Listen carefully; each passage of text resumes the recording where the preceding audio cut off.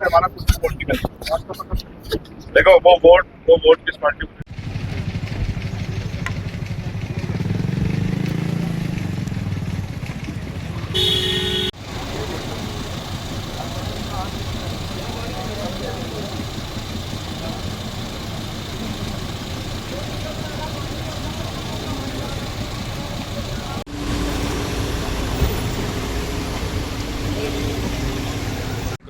ये सिचुएशन है, इसलिए आने के लिए मजबूरी होगी। भाई क्या करें, अब लोगों को मरने के लिए छोड़े हैं, ये सोच लें कि भाई चलो कोई है नहीं उनकी सुनने वाला, तो गलत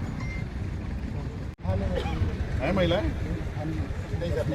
समझे नहीं बस में। अच्छा ये बताओ अच्छी जगह बस, अगर बस अच्छी जगह तो आप और मैं बस में बैठ लें।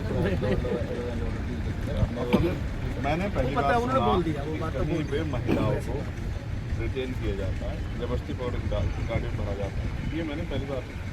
आप अपने जीवन में बता दो, आपने किसी और जाति की महिलाओं को अरेस्ट किया तो आज कितनी नौकरी की तुम पाल रहे हैं, आप बताओ कभी किया? ये भी हमारे हिस्से में है। महिलाएं कहीं आपने हिंसा करती देखिए, आप ईमानदार से बताओ, आपको भी जन्म दिया ना एक महिला ने। मैं फिर कह रहा हूँ, आप आपके थाने में, आपके पुलिस रिकॉर्ड में 10 मुकदमे महिलाओं के खिलाफ दिखा दो जहाँ उन्होंने लॉ एंड ऑर्डर डिस्टर्ब किया।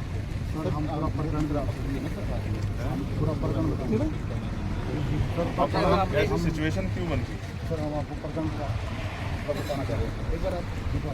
चलो भाई थोड़े देर पीछे हो जाओ, मैं बात कर लूँ।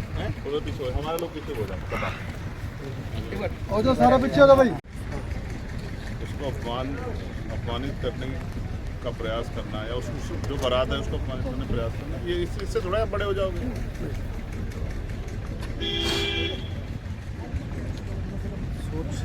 गलत है, गलत।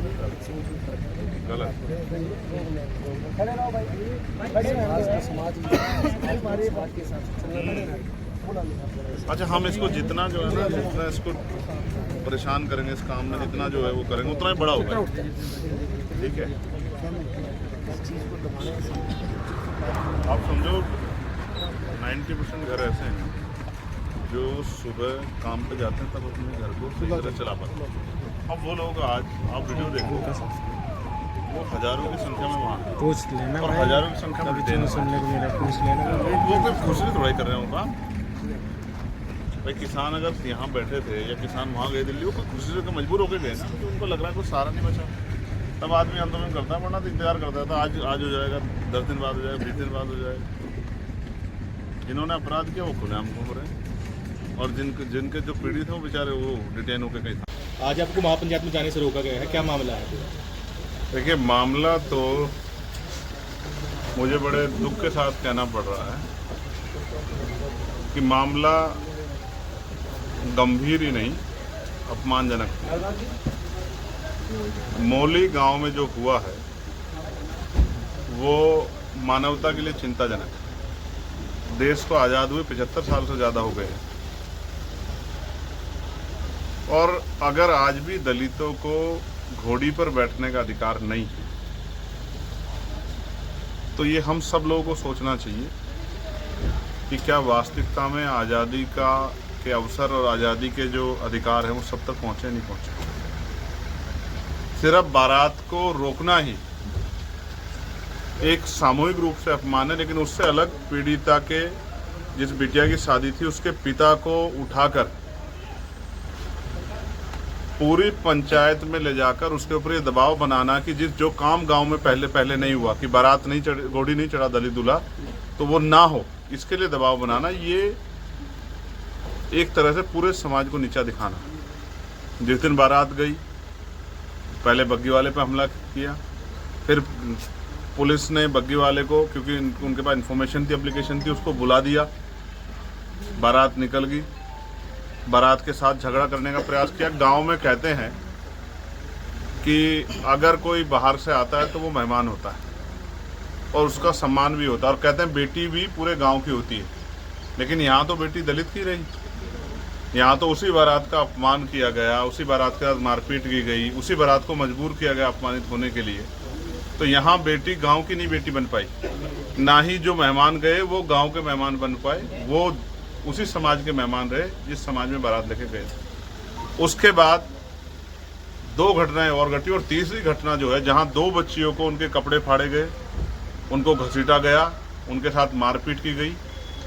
ये जातीय आतंकवाद जो है ये हरियाणा के गांव में आज इन घटनाओं से देखने को मिल रहा है। बाबू साहब ने कहा था कि गांव जातिवाद का अड्डा है, और आज इस घटना को जानने के बाद, यहाँ आने के बाद मुझे एहसास हुआ कि वो सोच अभी तक खत्म नहीं हुई।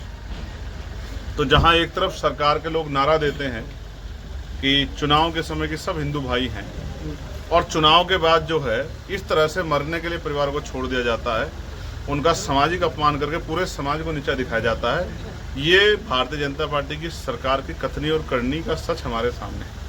और ये तमाशा मुख्यमंत्री और सरकार और एडमिनिस्ट्रेशन के पुलिस के लोग इतने दिन होने बीत जाने के बाद 6 तारीख के लगभग की घटना है, और आज जो है 29 अप्रैल है, अब तक पूरे मुख्य आरोपी गिरफ्तार नहीं हुए। और आपको जान के अचरज होगा कि मुख्य आरोपी इस घटना के बाद, पुलिस कह रही है कि हम उसको खोज रहे हैं, वो थाने में आके चाय पी के जाता 2-2 बार।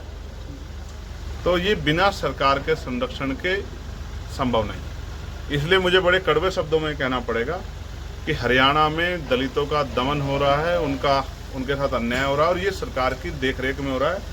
एक तरफ देश आतंकवाद से लड़ रहा है, लेकिन वहीं हमें कमजोर वर्गों के लोगों को, दलित पिछड़े वर्गों के लोगों को जातंकवाद से भी लड़ना पड़ रहा है, जातीय अत्याचार से भी लड़ना पड़ रहा है।